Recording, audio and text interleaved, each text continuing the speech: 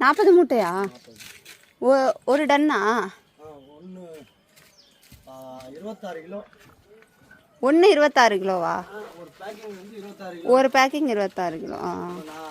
40 kilo கூட வரும். 40 kilo. 40.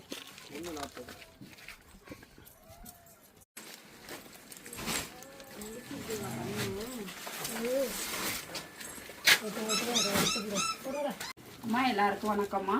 இப்போ வந்து இத்தனை பிள்ளைங்களுக்கெல்லாம் அரிசி 2 நாளாக இல்லை, அதனால நான் கடையில் தான் 1600 வாங்கினேன். இப்போ வந்து கட்டுப்படி ஆகலை. அந்த கடையில் வாங்குறது எனக்கு அதிக செலவு, எனக்கே நானே ரொம்ப கஷ்டத்தில் இருக்கேன்.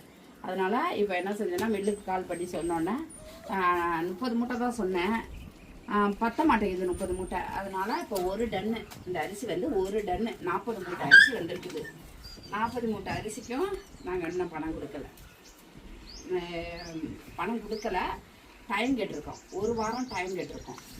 அரிசி வந்து 40 மூட்டை 36,000, வண்டி வாடகை வந்து 3000, கூலி இறக்கு கூலி ஏற்று கூலி வந்து 500 மொத்தம் 39,500. கந்தரக்கோட்டையிலேருந்து 20 குட்டி கொண்டாந்து இப்போ கொடுத்துருக்காங்க. 5 கொண்டாந்து அங்கே கிடந்துச்சு இங்கே கிடந்துச்சுன்னு கொண்டாந்து கொடுக்குறாங்க.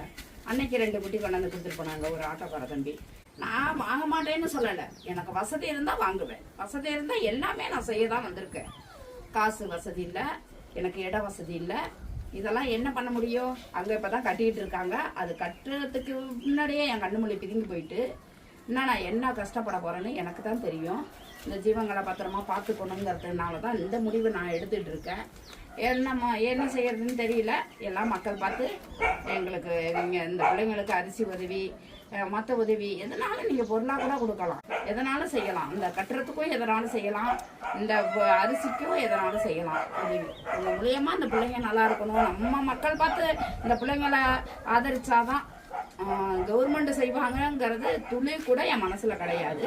நம்ம மக்கள் நல்ல உள்ளங்கள், நம்ம சகோதரி சகோதரர்கள் எல்லாரும் இந்த நல்ல உள்ளங்களால் தான் இந்த பிள்ளைங்க வயிறார சாப்பிடுது. தெரியாமல் எவ்வளோ பிள்ளைங்க பட்டினியாக கிடக்கு தெரியுங்களா? தெரியாமல் லட்சக்கணக்கில் கிடக்கு.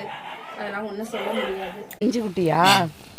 யார் கொண்டாந்து விடுவா? உங்கள் பக்கத்தில் தெரியாதா யார் கொண்டாந்து விடுறான்னு? இந்த பாவத்துலலாம் விழுவுறவங்க நல்லா இருப்பாங்களா? தம்பி இனிமேல் வான் பண்ணிடுங்க. யார் கொண்டாந்து அங்கே கந்தரக்கோட்டையில் இந்த